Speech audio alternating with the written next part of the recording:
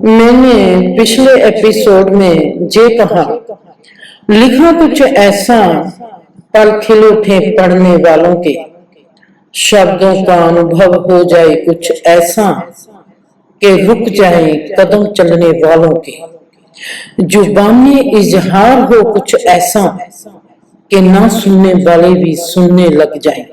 क्यों कहा मैंने जे? फिर मैंने ये भी तो कहा था कि क्या आपने कभी बिन रोने के ही सिसकी को सुना है? फिर ये भी तो मैंने कहा था, अकेलापन क्यों तड़पता है? अकेलेपन में तड़प क्यों है? अकेलेपन का स्वभाव तड़प से क्यों भरा हुआ है? तड़प मतलब अकेलापन कहें क्या तो ये सही है? इसके बाद अब शुरू होता है आज का वो सिलसिला जो मैंने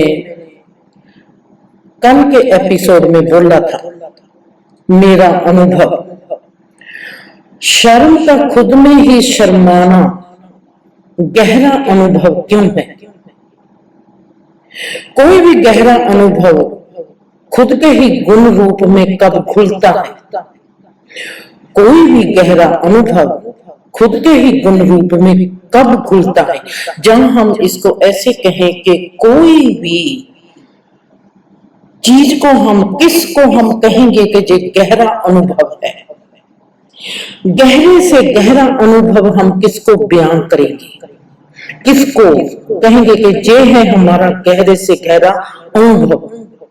गहरा अनुभव वो होता है जब कोई भी चीज अपने गुण रूप में घुल जाती है, एक हो जाती है, जिसको अलग कर पाना मुश्किल ही नहीं नामुमकिन भी है। वो होता है गहरा अनुभव। शर्म का खुद में ही शर्माना। शर्म क्या होती है? शर्माना। शर्म का खुद में ही शर्माना गहरा अनुभव है, इसलिए कि शर्म खुद के ही गुण रूप में घुल चुकी है। तो हम अब बात करते हैं अगली, तो व्यक्ति का गुण रूप क्या है और व्यक्ति कब अपने गुण रूप के साथ एक होता है? जब व्यक्ति खुद के गुण रूप में खुल जाता है तो जीवन कैसा होता है और उस व्यक्ति की प्रतीति कैसी होती है? जीवन के प्रति, संसार के प्रति, ब्रह्मांड के प्रति और खुद के प्रति। वो हर चीज को देखता कैसे है, उसकी प्रतीति कैसे होती है। मैंने ये भी कहा था कि इस जिंदगी का सबसे अच्छा और गहरा विषय कौन सा है? हम गहरे और अच्छे विषय किसको कहेंगे? हम किसको मानते हैं कि जीवन का जो गहरा और अच्छा सबसे सब्जेक्ट है, और हम ऑब्जेक्ट सबसे अच्छा किसको मानते हैं? अब हम कहेंगे कि हम अपनी चाहना को, हम अपने परिवार को, हम अपने घरवार को, हम अपने मुल्क को, हम अपने धर्म को सबसे अच्छा विषय मानते हैं। जो कभी भी अच्छा विषय नहीं है। इसको अगर मैंने परिवार को, अगर मैंने धर्म को अच्छा विषय माना है, अच्छा सब्जेक्ट माना है, तो उसके पीछे क्या है? जो चीज का अंत होता है वो चीज कभी भी संपूर्ण नहीं होती।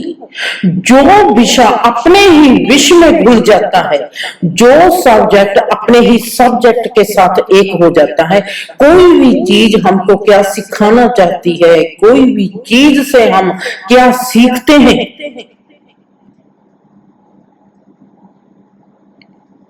वो होता है गहरा सब्जेक्ट, गहरा ऑब्जेक्ट।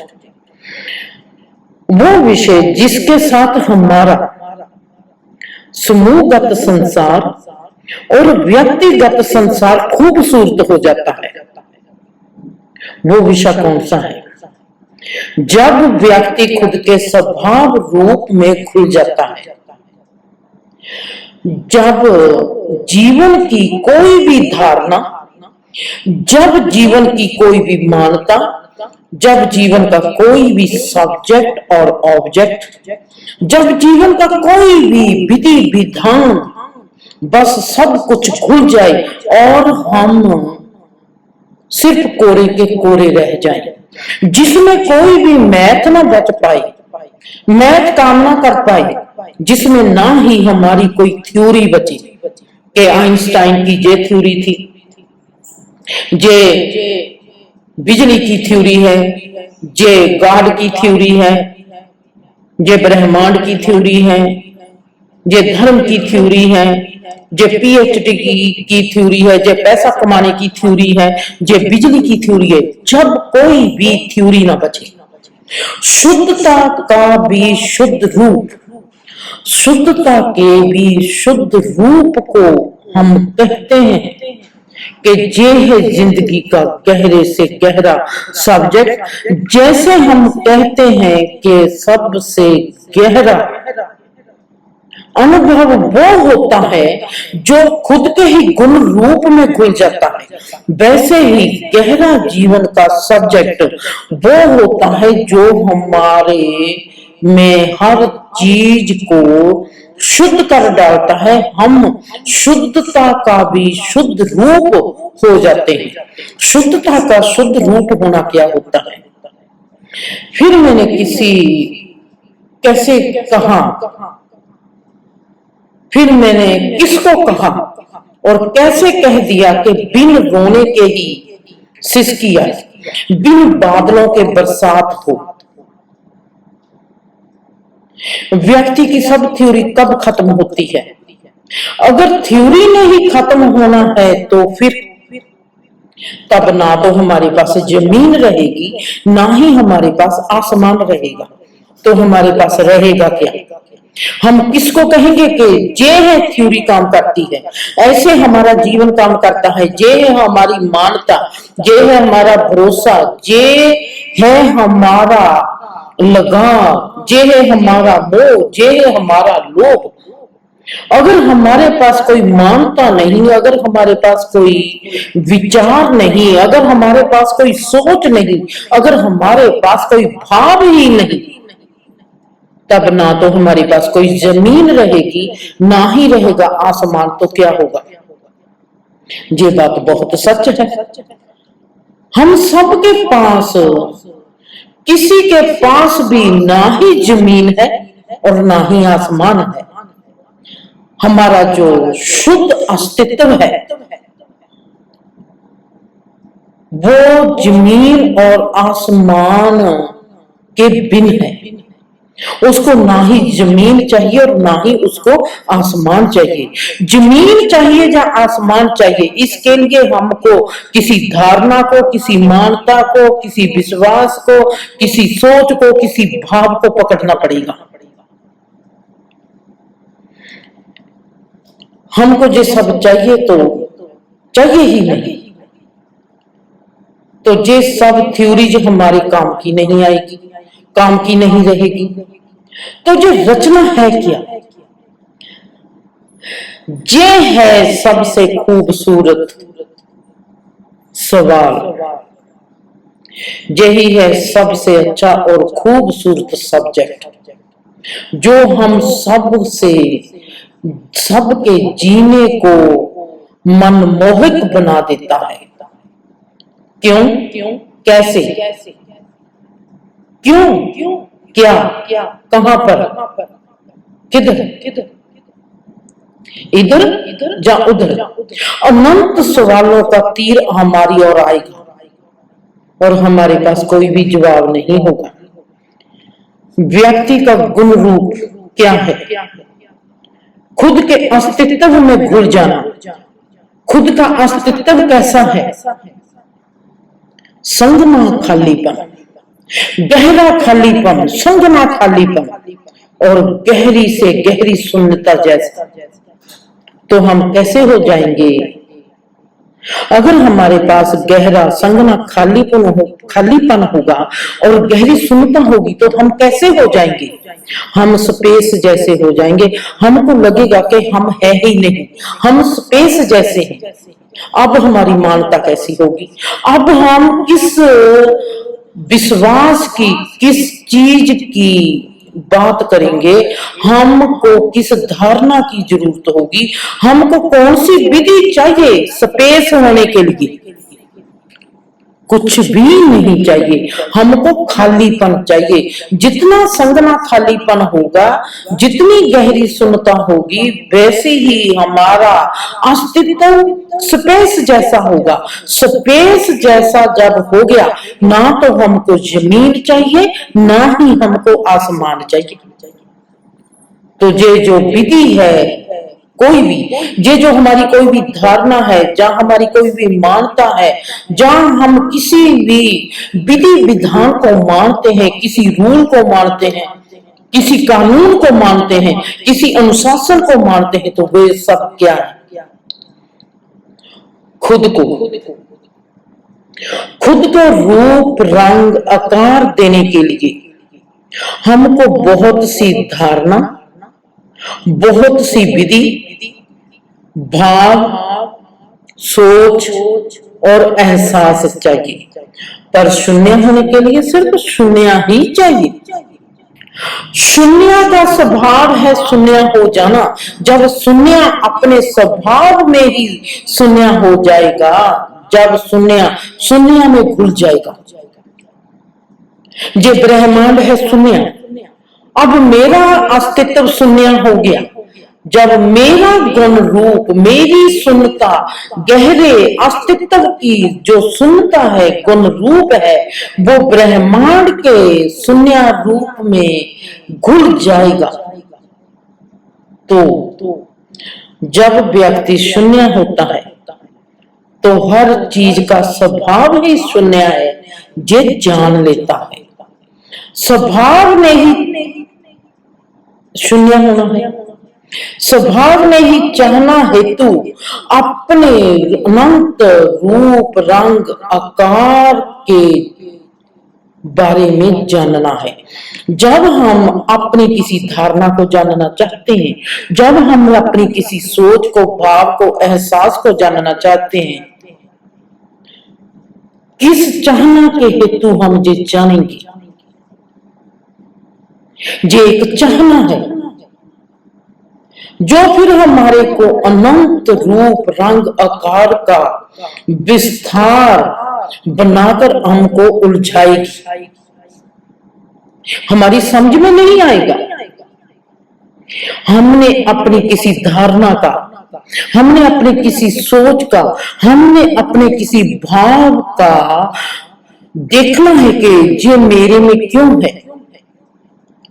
वो हमको कैसे समझाएगी हमारी धारणा? वो किसी ना किसी सोच हमको कैसे समझाएगी कि मैं क्या हूं।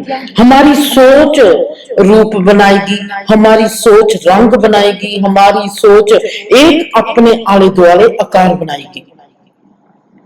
ये जो संसार है, ये हमारी सोच का नतीजा है। जब ऋषि मुनि कहते हैं संसार और सपना एक जैसा है, ये हमारी सोच की कला है, ये हमारे भाव की कला है। हमने अपनी सोच को समझना है, हमने अपने भाव को समझना है, हमने अपनी योग्यता को समझना है, हमने अपनी पात्रता को समझना है। हमने अपने रूप रंग आकार के जरिए ही ये सब समझ सकते हैं। हम अपने रूप रंग आकार के जरिए ही ये सब समझ सकते हैं और समझ पाएंगे। अगर मुझको पता ही नहीं कि खालीपन क्या होता है, तो मैं खालीपन को पहचानूंगी कैसे? खालीपन की पहचान मुझको कब आएगी? जब मैं खुद में सभी बातों से भरी हुई होगी, जब मेरा भारीपन हल्के होने की चाहना से व्याकुल हो उठेगा, जागरूक हो उठेगा, होशमंद हो उठेगा। तब मेरा भारीपन जब खालीपन के एहसास में आएगा, तो मैं जानूंगी कि वाओ, ये है मेरा खालीपन, और मुझको खालीपन का आनंद आएगा। अगर मैं कहूं कि मैंने अपनी किसी सोच को देखना है।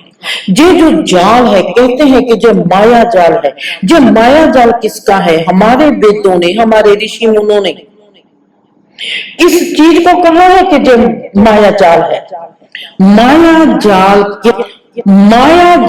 क्या है और माया जाल होता क्या है?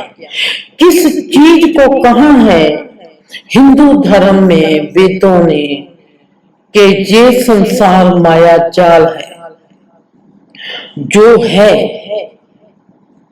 रेनबो की तरह, जो है, जो दिखाई देता है पर है नहीं, जो एक खाली अस्तित्व है,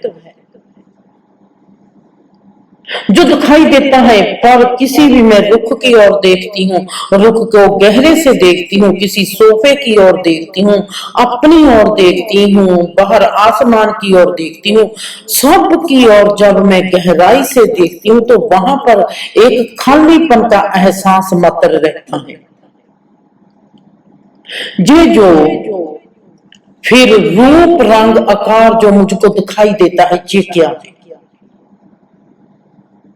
ऐसे ही लगता है कि ये तो बिन बादल के बरसात हो रही है। खालीपन में रूप रंग आकार, ये कैसे संभव है? कुछ तो होगा जो इस रूप रंग आकार को जन्म देता होगा। अगर हमारी सोच जन्म देती है, अगर हमारा भाव जन्म देता है, जिस सोच और भाव क्या है? अगर सोच और भाव के पीछे हमारा होश है तो ये होश क्या है? मैंने इस चीज को जानना है, मैंने इस चीज को जीना, मैंने देखना है कि होश क्या है। अगर होश कभी मरता नहीं, एक होश ही ऐसी चीज है जिसको कृष्ण ने कह दिया कि ये कभी मरता नहीं, कभी जलता नहीं, कभी ऐसे नहीं होता, कभी वैसे नहीं होता। आत्मा को होश कहाँ है? जब अस्तित्व को होश कहाँ है? हम कहते हैं कि इस इंसान की तो आत्मा अभी तक जागी नहीं। हम कहते हैं कि जो मानसिक लेवल पर है, आत्मिक लेवल पर नहीं। जो चीज जागी नहीं वो सोई हुई है। सोई हुई चीज को हम कैसे कह सकते हैं? तो फिर जहां पर मेरा सवाल होता है कि कृष्ण ने किसको कहा, हमारा अस्तित्व कभी मरता नहीं। जहां ये जो होश है, हमारा जो अस्तित्व है, वो एक्चुअली में होश ही हमारा अस्तित्व है। क्योंकि होश को ना ही जमीन चाहिए, ना ही आसमान चाहिए।